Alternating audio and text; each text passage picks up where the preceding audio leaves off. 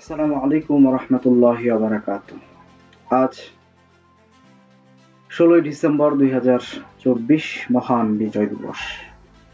1971 সালের আজকের এই দিনে আমরা পাকিস্তানি হানাদার বাহিনীর হাত থেকে মুক্তি পেয়েছিলাম। বাংলার আপামর জনসাধারণ ছিনিয়ে এনেছিল লাল সবুজের পতাকা। আমরা হয়েছিলাম স্বাধীন।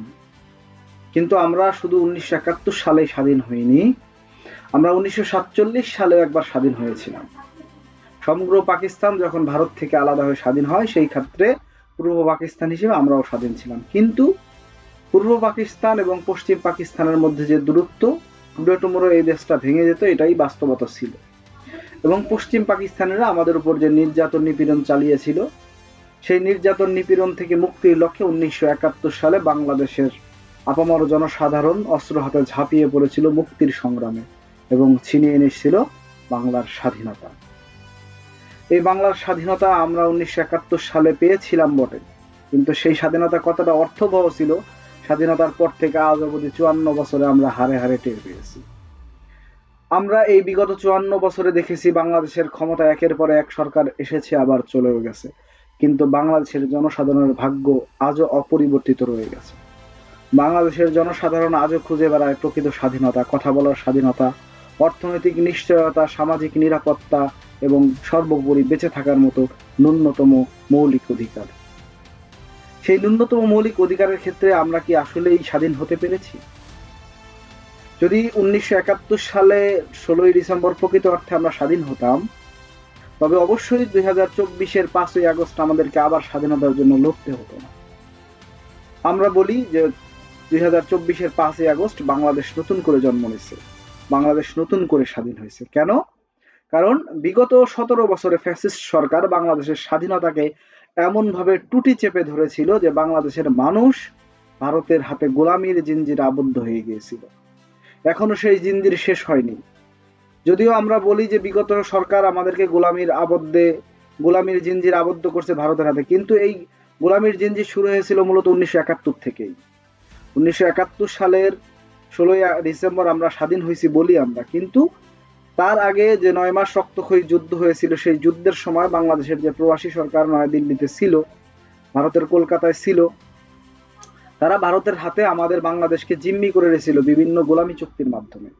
এবং সেই চুক্তির ধারাবাহিকতা বাংলাদেশের স্বাধীনতার পর থেকে আজ অবধি চলে আসছে। এবং আওয়ামী লীগ সরকার যতবার ক্ষমতা এসেছে, ততবার বাংলাদেশকে দেউলিয়া করে ভারতকে উজাড় করে দিয়েছে সব। কিন্তু আমরা কি স্বাধীন হয়েছিলাম ভারতের গোলামি করার জন্য? পাকিস্তান থেকে আমরা স্বাধীন হয়েছিলাম কি ভারতের জিঞ্জিরে আবদ্ধ হওয়ার জন্য?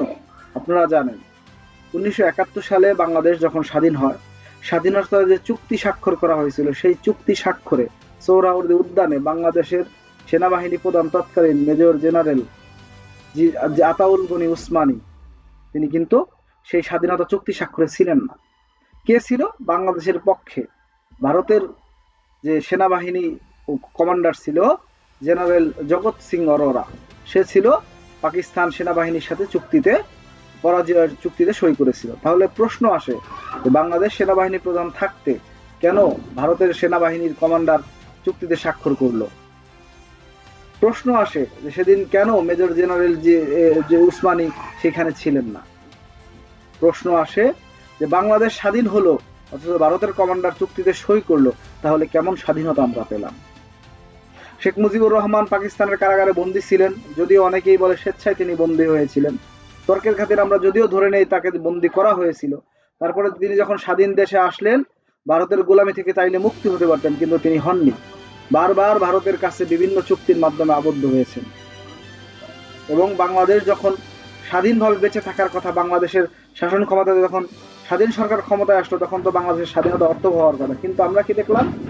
শেখ মুজিবুর রহমান যখন ক্ষমতা নিলেন, তখন দেশ একের পরে এক দেউলিয়াত্বের দ্বার প্রান্তে চলে গেল এবং বলা হলো বাংলাদেশ তলাবিহীন ঝুড়ি হয়ে গেছে। বিভিন্ন দাতা গোষ্ঠী আমাদের সহযোগিতা করলো, কিন্তু সেই সহযোগিতার একটা টাকাও বাংলাদেশের জনগণের কল্যাণে খরচ হয়নি।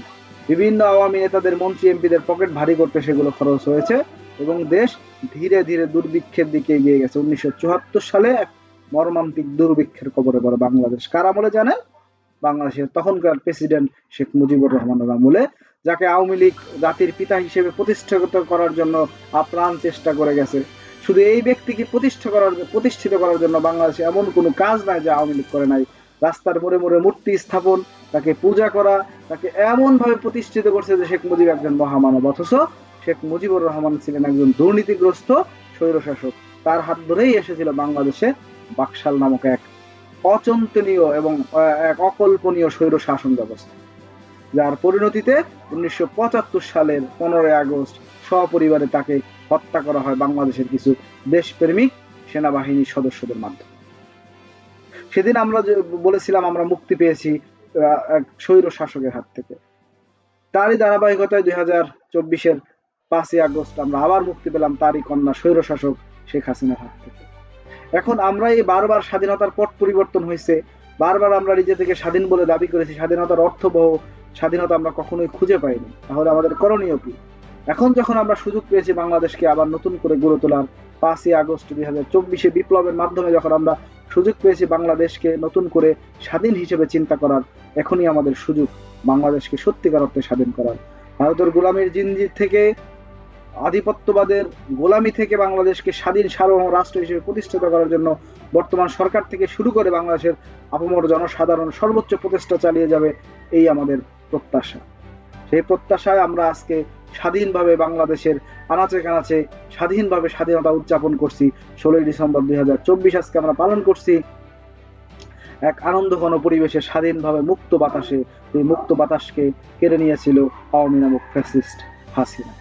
তার কবল থেকে মুক্ত হয়ে শুধু আমরা বাংলাদেশকে স্বাধীন সার্বভৌম করব না, বাংলাদেশ একটি অর্থনৈতিকভাবে সমৃদ্ধশালী বাংলাদেশ হিসেবে গড়ে তুলব এবং বাংলাদেশকে বিশ্বের দরবারে এক মাথা উঁচু করে দাঁড়ানোর মতো দেশ হিসেবে গড়ে তুলব।